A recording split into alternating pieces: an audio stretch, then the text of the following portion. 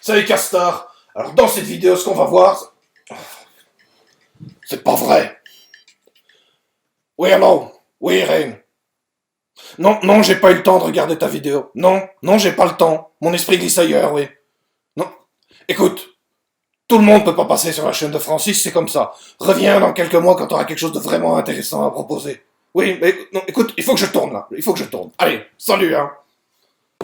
C'est pas possible, ces gens ils se croient tout permis, hein. Bon, excusez-moi pour l'interruption les castars. Donc c'est donc dont on va parler dans cette vidéo. Oui, quoi? Francis Chou, je vais regarder la nouvelle saison de la Casa des Papel. Tu vas regarder ça en moi? C'est comme tu veux, mais moi je le lance dans 10 minutes. D'accord. Attends, d'accord.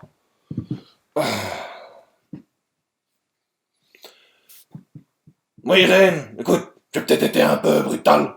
On va peut-être en rediscuter. Elle parle de quoi ta vidéo encore? Ouais, bah écoute, banco, allez, c'est vendu. Exceptionnellement, tu peux la passer. Ouais, c'est ça, bisous. Allez, Tokyo, j'arrive. T'as dit quoi là? Non, Chou, j'arrive, Chou. Ça faisait des semaines que j'étais dans cette jungle, à la recherche de la peinture parfaite. J'arrivais enfin sur l'emplacement.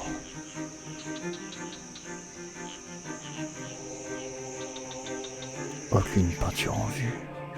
Petit ours brun, tu m'as trahi. Et alors que j'allais abandonner, oh mon Dieu.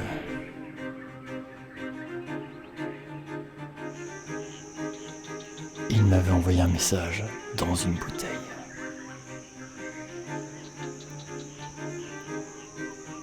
Il n'y avait qu'un seul raisonnement logique. Une bouteille de bière belge, un morceau de bois de castor. J'avais une mission.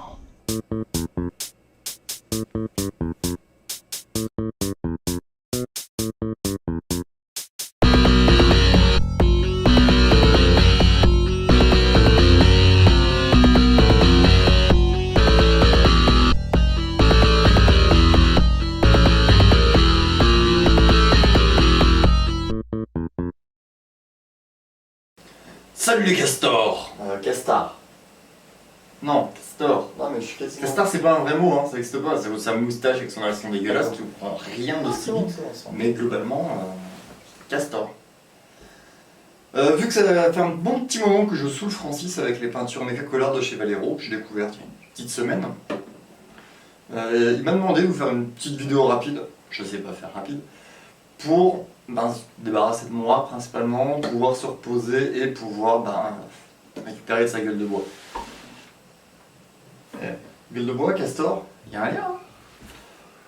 Donc on va voir ce que ça donne, je vais vraiment le découvrir avec vous à l'aéro.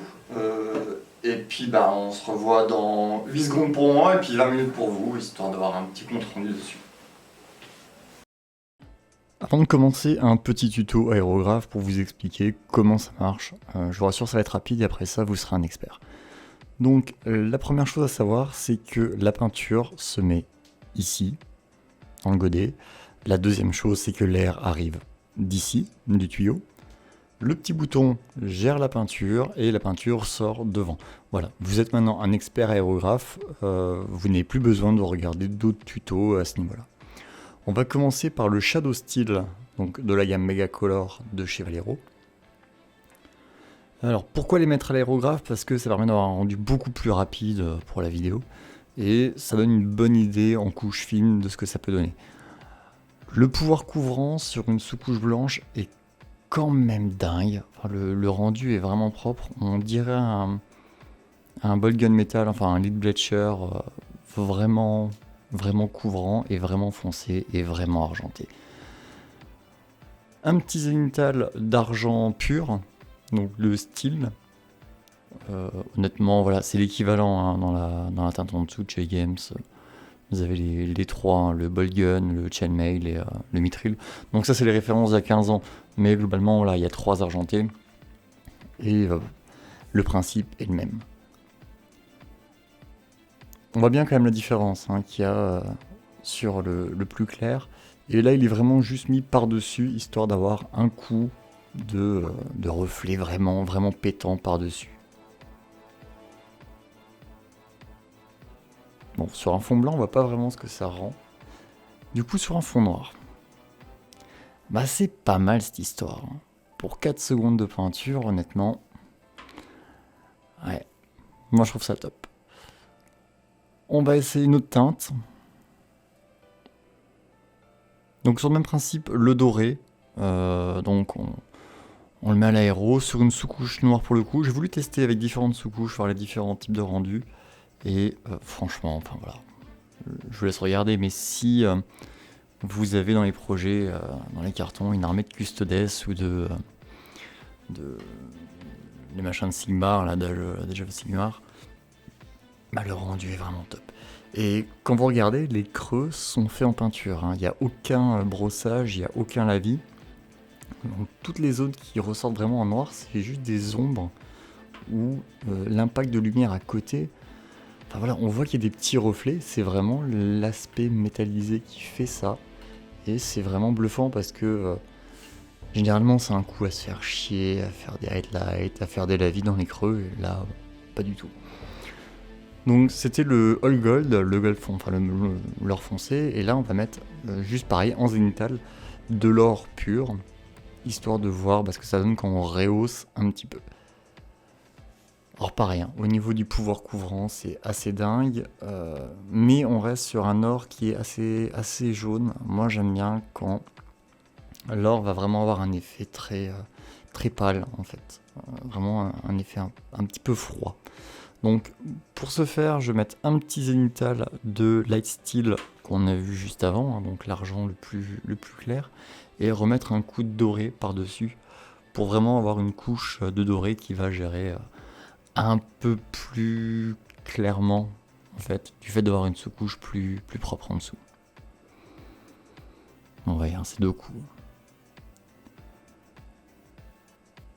Et au final, bah ouais, ça rend vraiment bien. Les ombres sont très marquées, les arêtes sont très lumineuses.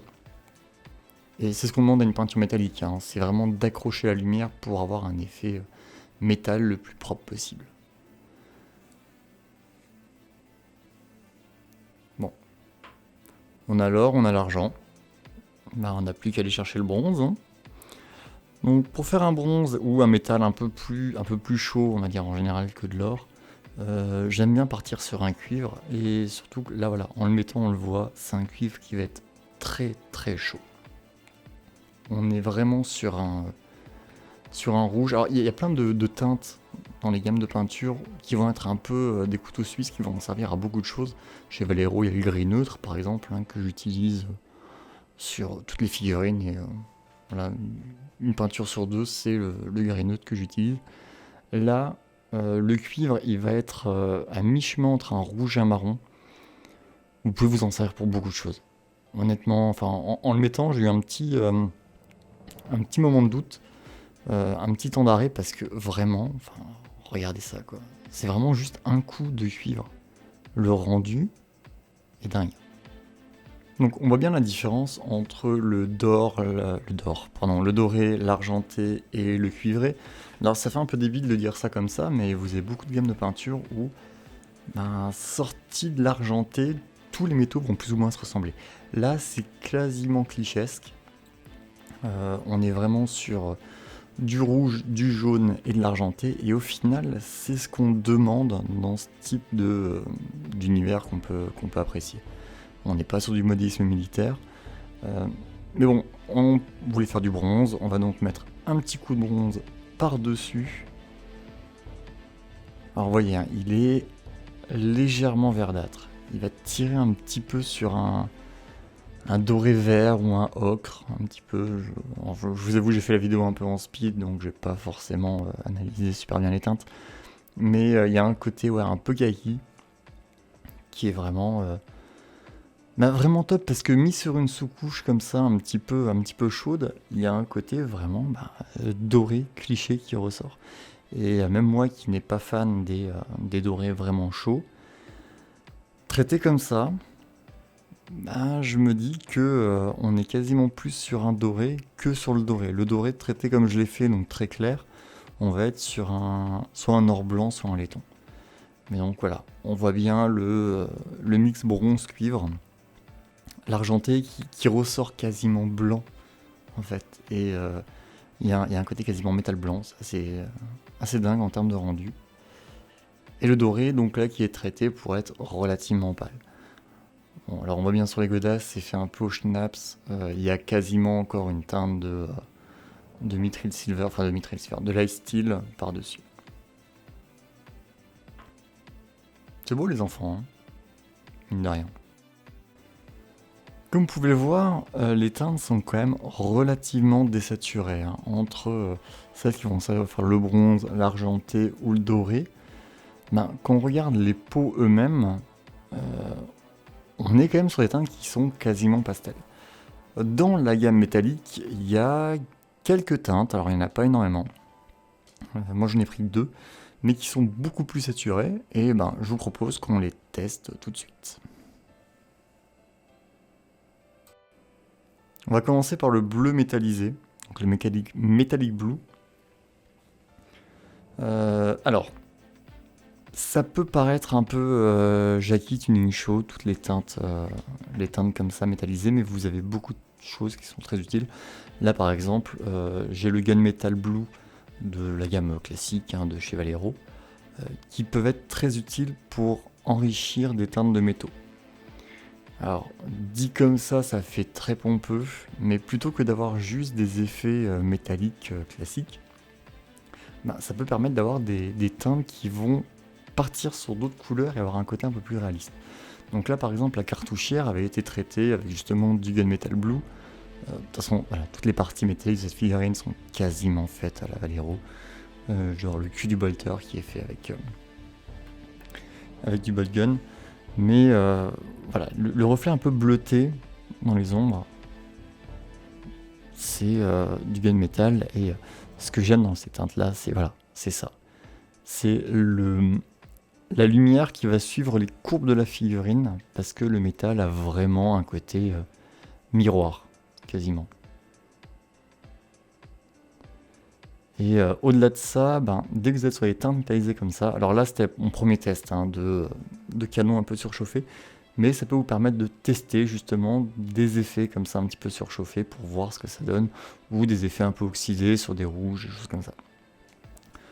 Donc on va mettre le bleu sur une sous-couche blanche, histoire de vraiment le faire stresser, de voir le rendu que ça peut avoir. Et c'est pas dégueu. J'avais envie de les critiquer, les peintures là, parce que je trouve pas ça ridicule, mais il y a un côté un peu bizarre quand même dans les armures bleues métallisées ou les effets comme ça. Et là, le rendu est très beau, ça fait un bleu très profond, des reflets qui vont être très marqués sans être trop lumineux, mais dès que vous avez un impact de lumière qui arrive dessus, ça l'éclaircit en fait tout bêtement. Et je trouve ça mais vraiment vraiment top.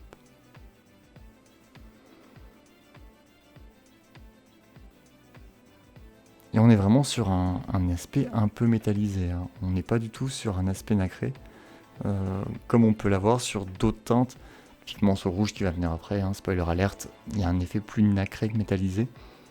Mais là, il y a un effet qui est vraiment super sympa. Donc, il y a des grosses sources de lumière par-dessus. C'est pour ça que vous avez un côté reflet qui est très très marqué à ce moment-là. Mais le rendu, voilà, en un coup d'aéro sur une sous-couche blanche, c'est sympa. C'est sympa. Donc vous voyez, même le métallique red, il le présente pas avec un rouge bien pétant. On voit quand même que c'est un rose un peu pastel. Mais mis sur la figurine, le rendu est vraiment pas dégueu.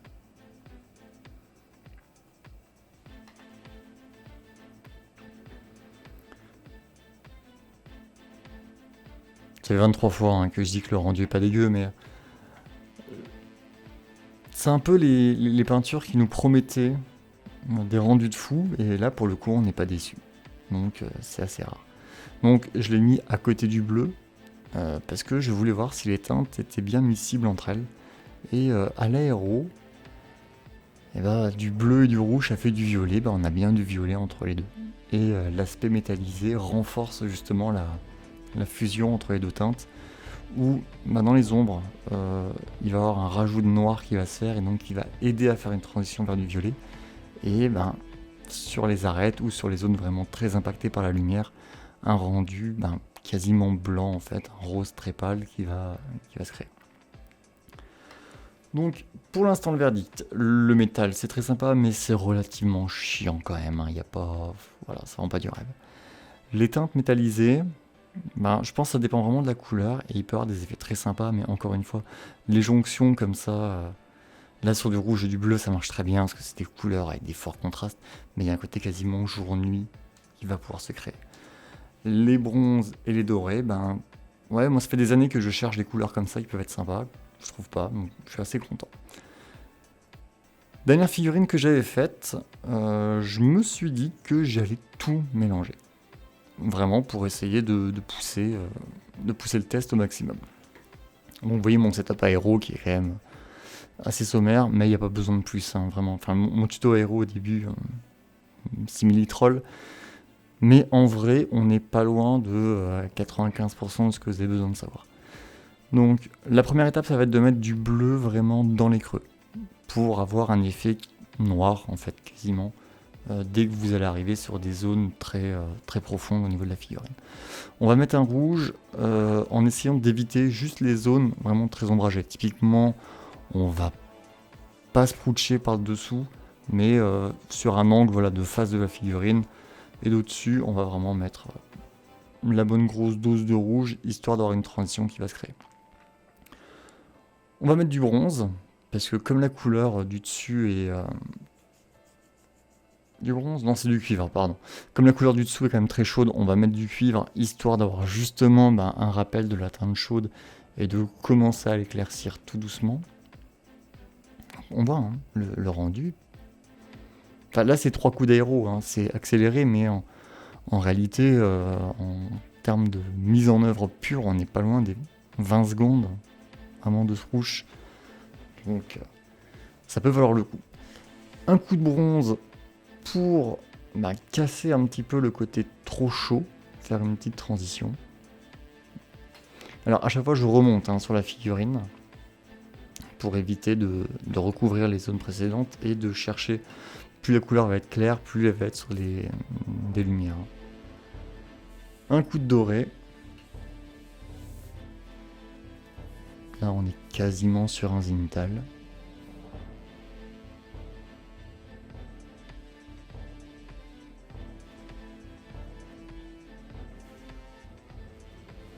Et on va faire comme avant, un petit coup de light steel par-dessus pour vraiment faire des couleurs, enfin des attaques de lumière qui vont être très très marquées.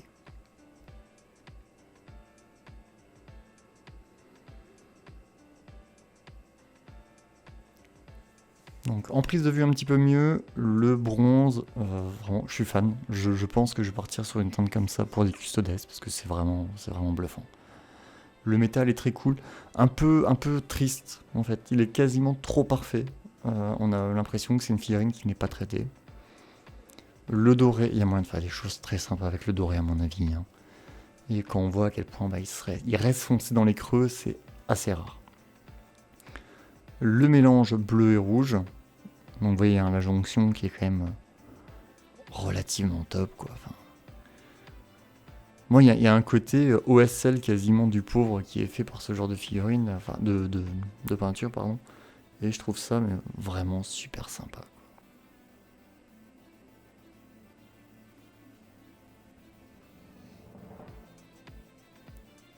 Il y a quasiment un côté OS, enfin c'est vraiment bluffant.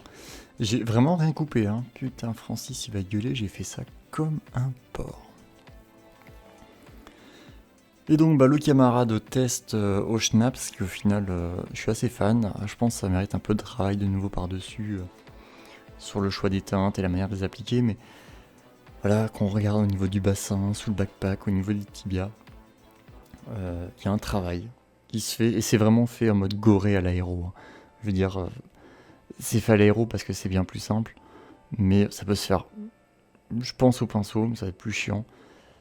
Mais l'aéro l'a utilisé comme un pistolet de peinture Leroy Merlin à 20 balles. Donc vraiment, il n'y a pas besoin d'avoir des technicités folles pour avoir des effets comme ça qui sont quand même assez convaincants. Là, il reste 3 détails à peindre. J'ai vraiment rien coupé. 3 détails à peindre et vous avez quelque chose de bien sympa. On va faire une petite contre-plongée histoire de montrer à quel point il est cool, mais... Moi perso j'aime beaucoup. Vous je sais pas, mais des métaux comme ça qui sont très contrastés, bah je suis content d'avoir trouvé une gamme qui est assez cohérente pour me permettre de le faire.